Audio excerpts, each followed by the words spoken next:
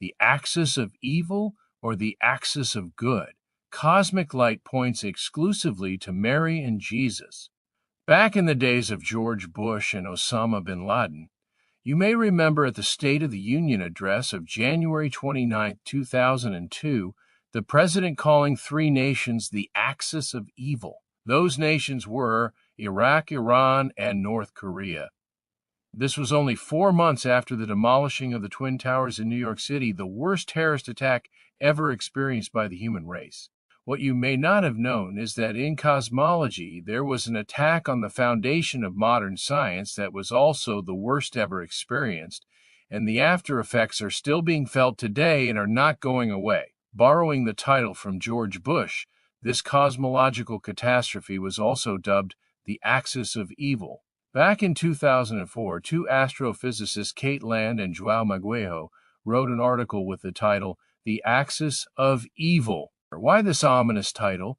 Because the phenomenon in outer space that was discovered is, in the first place, an actual axis that stretches from one side of the universe to the other side. In the second place, since this axis travels right through the Earth, it defies, to the very core, all that they thought they knew about the universe. More specifically, the axis of evil nullifies the Copernican Principle, the one principle upon which modern science bases its whole understanding of everything else. So anything that upsets the Copernican Principle is just downright evil to them. Among other things, the Copernican Principle holds that the Earth is not special and is not located in any special place of the universe. It is just like every other rock in space that was put there randomly by time and chance, as modern science insists. As popular physicist Lawrence Krauss understood the new evidence coming from Miss Land and Mr. Maguejo, he said, "But when you look at the CMB map, you also see that the structure that is observed is in fact, in a weird way, correlated with the plane of the Earth around the sun." Is this Copernicus coming back to haunt us? That's crazy. We're looking out at the whole universe. There's no way there should be a correlation of structure with our motion of the Earth around the sun. The plane of the Earth around the sun, the ecliptic, that would say we are truly the center of the universe. Another way to describe the findings is to understand that today's cosmologists believe or want to believe that the whole universe is isotropic and homogeneous. These terms mean that there is no distinguishable place in the universe. Everything, on the largest scales, is the same everywhere. Hence, there is no left or right, up or down, since there is no unique or preferred direction in space against which to measure or locate things. To them, space is like a bottle of homogenized milk. All the fat globules have been dissolved so that there is no place in the bottle that is different than any other. Why do they believe in a homogeneous universe? Because they believe everything in the universe today all came from the same explosion, the Big Bang, that, if it followed the rules of physics, should have dispersed itself evenly, like any normal explosion or expansion. What is the axis of evil made of, and where can we see it? The axis of evil is made up of microwaves. Yes, the same waves that heat up food in your microwave oven. Our microwaves are the largest waves on the electromagnetic spectrum, some over 1 meter long. The shortest waves are the gamma rays at 10 to the minus 14 meters. The light we can see with our eyes, the visible spectrum, is about halfway between gamma rays and microwaves, at 10 to the minus 7 meters. If our eyes were built to see microwaves, we would surely see them. Instead, we must use special glasses to see them. The next picture is what these microwaves look like on a colored map as they permeate the whole universe. The microwave radiation of the universe had first been measured at exactly 2.75 degrees Kelvin. This was discovered by Penzias and Wilson in 1963. If the temperature of the whole universe remained at 2.75 Kelvin, one could certainly conclude that the universe was isotropic and homogeneous. But if the 2.75 Kelvin temperature deviated up or down in any specific locale, then even though most of the universe would still be isotropic and homogeneous, a certain portion of it would be anisotropic and inhomogeneous. It wouldn't matter how big or small the anisotropy really was, It would be considered a severe anomaly in a universe that was supposed to be entirely isotropic and homogeneous. A sizable and contiguous anisotropy and inhomogeneity is precisely what they found in the late 20th century. It appeared first in 1978. It appeared again in the 1990 COBE probe. It appeared again in the 2001 Wilkinson Microwave Anisotropy Probe, or WMAP, and finally in the Planck probe of 2009, a joint effort of the European Space Agency and NASA. As one can see in the picture, the probe's pictures of the microwave intensities became progressively more detailed. All three probes showed that the overall 2.75 Kelvin temperature had deviated just enough to be understood as an anisotropy and inhomogeneity of the universe's microwave radiation. The anisotropy was due to the varying intensity of the microwaves. In some places, the temperature was above 2.75 Kelvin, and in other places it was below 2.75. Note in the picture that the 2.759 temperature of the red microwaves as opposed to the 2.752 temperature of the blue microwaves. If these temperature differences are charted and aligned, which in colloquial parlance follows the old saying, if we correctly connect the dots, they show there is a certain path or direction that is created, a path that is not seen in any other part of the universe. The path stretches from the east-southeastern quadrant of the universe and runs all the way to the west-northwest quadrant of the universe. And here's the kicker. In going from one side of the universe to the other, these microwave demarcations travel through a tiny corridor made by the Earth's equator and the ecliptic plane. How significant is that? It is probably the greatest astronomical find since men have been looking at the stars. As one scientist, Lawrence Vessera, put it, quote, "The discovery that the CMB is cosmically aligned to the Earth should make the hair on the back of your neck stand up," unquote. It shows that there is at least one significant and distinguished place in the universe. To put it another way, it is the one place that the rest of the universe knows since it is directly connected to it. To give an analogy, the axis of evil would be comparable to an artist's canvas that had a thick white line painted on it that started around the 9:30 position and was painted straight through the center to about the 3:30 position. That white line is pretty obvious to the viewer. The distance between the equator and the ecliptic plane, as you probably know from grade school, is 23.5 degrees. The white line from the illustration represents the axis of evil, and it fits into the 23.5 degree corridor, laying on approximately the 12-degree mark. There are actually 3 separate microwave radiations involved. We detect them by using a process called spherical harmonics. It works similar to using harmonics in music, wherein a bass tone is broken down into more refined tones. The 3 radiations are called 1 the dipole, 2 the quadrupole, 3 the octupole. The axis of evil is the name given to the general direction resulting from the quadrupole and the octupole. The anomaly facing modern cosmology is that the quadrupole and octupole should not line up as they do. In an isotropic universe, such as the Big Bang, the orientations of the spherical harmonics should be random. In other words, they should not at all be aligned with the ecliptic or the equator.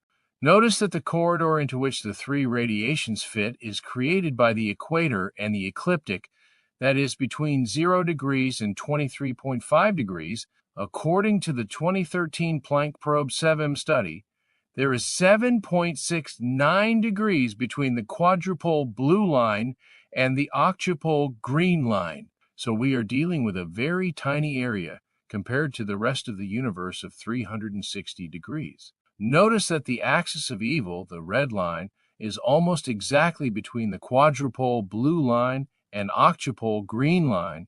This is because it is acting as an average of the two.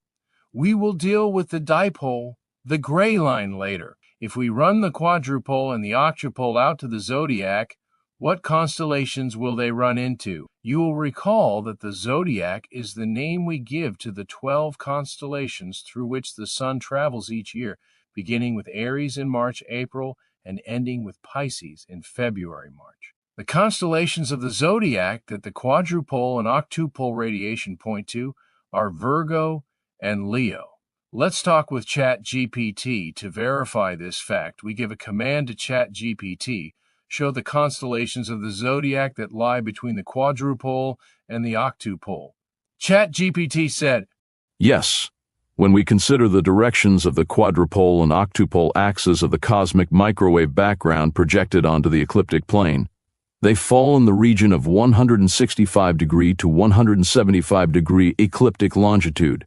That region corresponds directly to the zodiac constellations. Leo, late Leo. Leo spans roughly 120 degree to 150 degree, but if extending definitions, it can overlap slightly beyond that. However, the 165 degree mark is typically considered the tail end of Leo, Virgo, early Virgo. Virgo spans approximately 150 degree to 180 degree. Therefore, from 165 degree to 175 degree clearly falls within Virgo, representing its early portion. So, yes, the projected direction of the quadrupole and octupole axes lies between Leo and Virgo on the zodiac, specifically overlapping the transition from Leo into Virgo. End of ChatGPT lesson. So let's take a look at what these projections would look like on a map of the constellations. Notice that the octupole points to the top of Virgo, and the quadrupole points to the midsection of Leo, while the axis of evil runs between them both. Traditionally, we have associated Virgo with the Virgin Mary and Leo with her son, Jesus Christ. Is this interpretation acceptable? Let's ask ChatGPT, a secular representative, once again. We pose a question to ChatGPT. Can the constellations Virgo and Leo represent the Virgin Mary and Jesus Christ? ChatGPT answered, Yes, constellations like Virgo and Leo have been interpreted symbolically in religious and mythological ways, and some Christian thinkers and theologians, especially those interested in biblical astronomy or typology, have proposed that Virgo, the Virgin, represents the Virgin Mary, the mother of Jesus. Leo, the lion, represents Jesus Christ, often associated with the Lion of the tribe of Judah in Revelation 5:5. Here's how this interpretation typically works. Virgo, the Virgin Mary, is Latin for virgin, and is one of the most symbolically potent figures in the zodiac. In some Christian symbolic interpretations, Virgo is seen as prefiguring or representing Mary, the Virgin Mother of Jesus. The brightest star in Virgo is Spica, which has been seen as symbolizing a seed or branch, both terms with messianic significance in the Old Testament, for example, the branch in Isaiah 11:1 and Jeremiah 23:5. Leo, Jesus Christ, represents a lion and is associated with royalty, strength, and kingship. In Christian symbolism, Jesus is called the Lion of the tribe of Judah in Revelation 5:5, referring to his messianic lineage from the tribe of Judah. Leo is often seen at the end of the zodiac cycle, and symbolically Jesus is considered the Alpha and Omega, the beginning and the end. Historical and modern use, these interpretations are not part of official church doctrine, but are often found in biblical astronomy, Christian mysticism, or symbolic interpretations by theologians, artists, and writers. Some point to Revelation 12, which describes a woman clothed with the sun, with the moon under her feet and a crown of 12 stars, and interpret this as Virgo, the woman in the sky, associating it with the Virgin Mary and sometimes with astronomical alignments involving Leo and planets. Bottom line, yes, Virgo and Leo can symbolically represent the Virgin Mary and Jesus Christ, respectively, in Christian interpretations, especially in typological or mystical frameworks. Putting all these facts together, we can reasonably conclude that God has specifically designed the universe to point to Jesus and Mary. And since the microwave radiations are a form of electromagnetic energy, they can be considered as a source of light, since the electromagnetic spectrum runs from microwaves to gamma rays. Light that can be seen by our eyes is somewhere between these two boundaries. But we can also see microwaves with the help of some sophisticated instruments. Analogously, it's as if God is shining a beacon of light from Earth to the constellations of Virgo and Leo. Since we just discovered this light only 50 years ago, We can surmise that God is showing it to us to remind the whole world of the reason we are here and what is expected of us in return. In effect, these CMB anisotropies are God's way of telling mankind, perhaps for the final time on such a grand scale, that his salvation is still available if man will only repent of his sins and turn to him. In the end, what was an axis of evil for the world turns out to be an axis of good for God. The Virgin Mary showed her goodness by agreeing to bear the Savior of mankind, and Jesus showed his goodness in being that sinless Savior. The real graphic should be the following.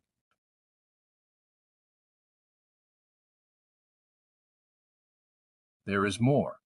Notice to the upper right of Leo there is the constellation Hydra, which is a serpent. It doesn't take much to figure out who Hydra represents if we are going to continue the biblical storyline. Yes, Hydra represents Satan, the devil. Notice also that Leo appears to be in the act of chasing Hydra. And it also appears as if Hydra is trying to get away by going in the opposite direction.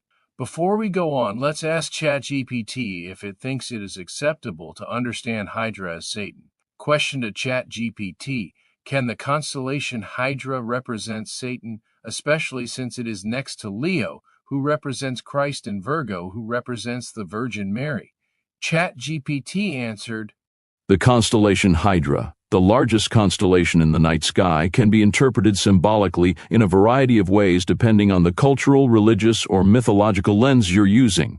In your question, you're referring to a Christian symbolic framework comparing Hydra to Satan, Leo to Christ, and Virgo to the Virgin Mary. Let's explore how and why this interpretation might work symbolically, astronomical, and mythological background.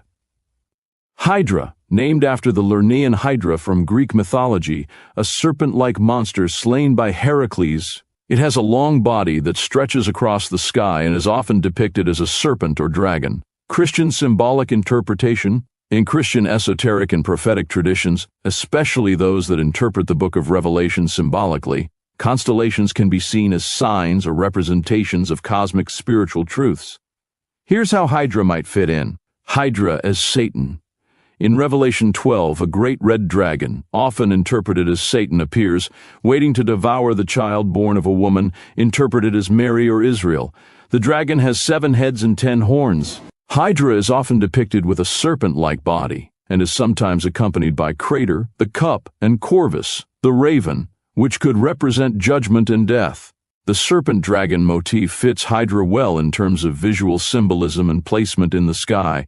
Yes, Hydra can be symbolically interpreted as Satan in a Christian allegorical reading of the stars, especially when viewed alongside Leo Christ and Virgo Mary. This interpretation aligns well with the imagery in Revelation 12 and has been explored by various Christian writers and astronomically themed biblical studies. Now that Hydra is verified as Satan, we notice that as Virgo and Leo are within the 7.69 degrees of the microwave beacon of light. Conversely, Hydra, the devil, is outside that microwave light. In terms of cosmic radiation, then, Hydra is in darkness, which is where we would expect the devil to be. The last thing we want to address is the dipole radiation. The dipole is very important in regard to cosmic radiation because it is about 1,000 times the power of the quadrupole and octupole. As the term denotes, a dipole means there are 2 poles. As a magnet has 2 poles, which we call north and south, the cosmic radiation has 2 poles, but we call them east and west. Here's how the dipole, quadrupole, and octupole would appear on a CMB map. Causes of the CMB quadrupole and octupole. According to ChatGPT, the quadrupole and octupole originate, quote, from primordial fluctuations in the early universe. These fluctuations were seeded during cosmic inflation and evolved through cosmic history, affecting the distribution of matter and radiation. But of the dipole, ChatGPT says it originates from, quote, the dominant cause of the CMB dipole is the Doppler shift, due to the peculiar velocity of the Earth, more precisely the solar system, relative to the CMB rest frame. are. So modern science believes there are two separate causes to the CMB radiation, even though they are thoroughly related to each other, since the quadrupole and octupole are just an extended spherical harmonic of the dipole. Whatever the case, both are wrong. The Big Bang is an unproven theory of origins, and the Copernican Principle is an unproven theory of cosmic motion. But as far as our quest for the symbolic representations that fall in line with what we have already discovered about Virgo, Leo, and Hydra, we note that the dipole line is almost parallel to the axis and is thus between the quadrupole and octupole. As such, the dipole, since it runs from east to west and is by far the largest conglomeration of radiation in the CMB, would symbolically represent the people of the world from the east to the west. The expression from east to west is colloquial language for the entire population of the world. This ends our lecture. We hope you have enjoyed this presentation. For DVD copies of this lecture, please write to CAI Publishing, P.O. Box 278, State Line, PA 17263, USA,